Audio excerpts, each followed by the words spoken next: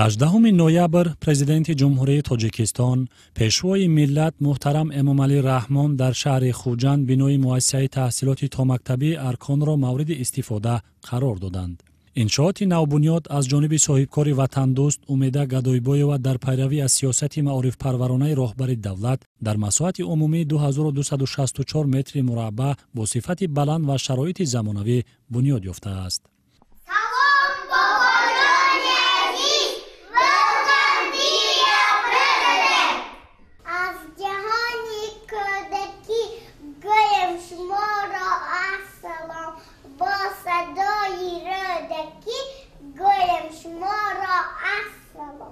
Вы наш президент, вы наш друг, вы нам радости несете вокруг. Вы наш свет, вы наш луч, вы нам освещаете путь.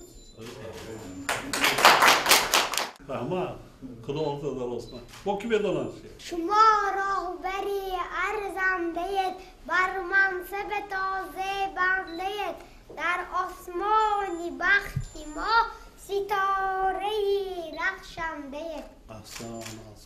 نام چی؟ نام جان. امامعلی بابا جان، مهرتان در دل و جان، برای خاک تاجیک قهرمانت قهرمان.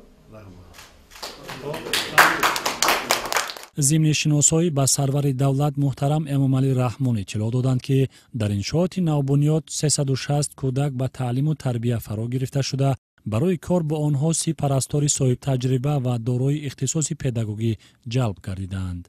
شماره عمومی کارمندان در مؤسسه تا مکتبی 75 کس را تشکیل می‌دهد. انشاءات نوبنیاد از جانب معماران محلی در همکاری با معماران آلمانی تهیه شده است.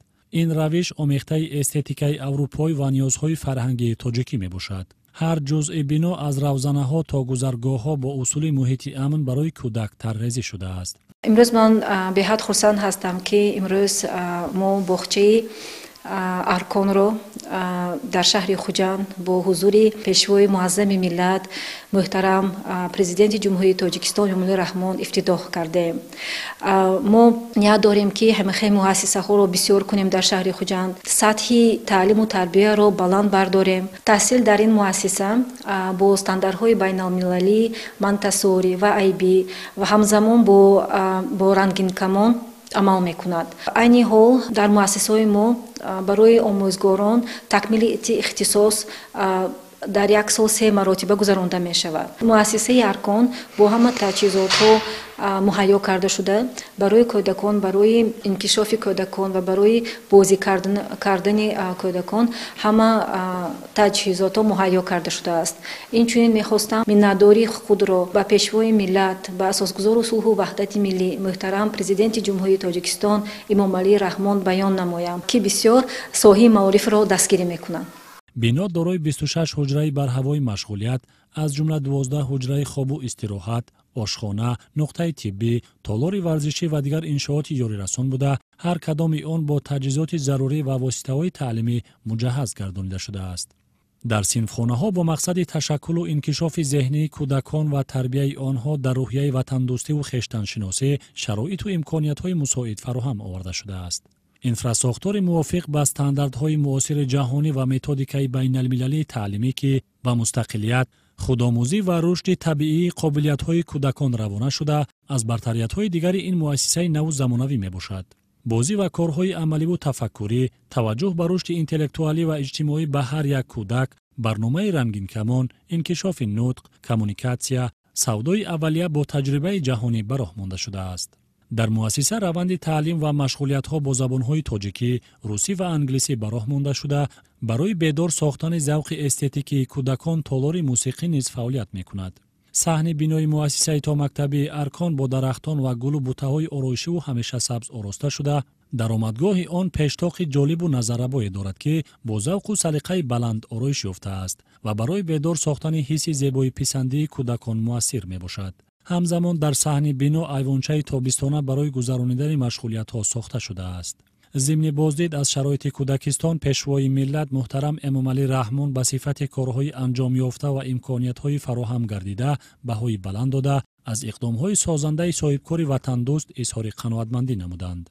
راهبر دولت محترم امامعلی رحمان ضمن صحبت صمیمی با مسئولین آنها را برای براهماندن تعلیم با صفت، تشکل شخصیت، آموزش دانش‌های معاصر به کودکان، تربیت آنها در روحیه وطن دوستی و از خرده جای دادن احترام و صداقت به آب و خاک وطن در قلب آنها دستور و هدایت‌ها دادند.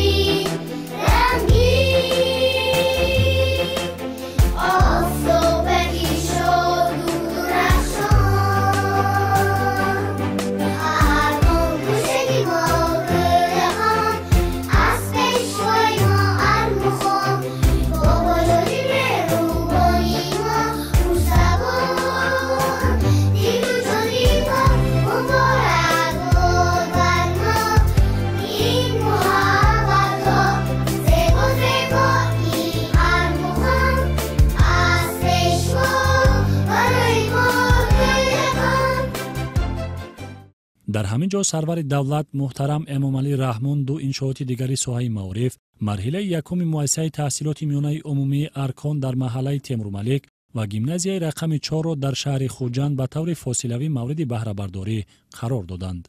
بنای مؤسسه تحصیلات میانه عمومی ارکان که با شرایط معاصر بنیاد یافته است، دارای امکان فرا گرفتن 600 خواننده در دو بست میباشد. در گیمنازیای رقم 4 باشد 1700 خواننده در دو بست به تحصیل فرا گرفته می شوند. همچنین در این روز پرزیدنت جمهوری تاجیکستان پیشوای ملت محترم امامعلی رحمان بنای نوی مؤسسه تحصیلات میانه عمومی رقم 26 را در دهه تامین و میدانچه نوی ورزشی زمانوی را در دهه غبرود ناحیه عینی طریق فاصلوی به استفاده دادند. مؤسسه تحصیلات میانه عمومی رقم 26 دهه غبرود با اجرای دستور و سفارش‌های پیشوای ملت محترم امامعلی رحمان به استقبال جشن 35 سالگی استقلال دولتی و با مبلغ گذاری کارخانه معدن تازه‌کنی مشترک تاجیکستان و آمریکا انجام بنیاد یافته است. بنای نوی مؤسسه تعلیمی از دو آشیانه عبارت بوده برای فرا گرفتن 480 خواننده در دو بست پیش بینی شده است. انشاءات نوی ورزشی باشد با سهم صاحبکار وطن دوست سیف‌الدین نوراف بنیاد گردیده است. میدانچه ورزشی برای برگزاری مسابقه‌های گوناگون پیش بینی شده برای جلب بیشتر نورسان به ورزش امکانیت فراهم می‌آورد.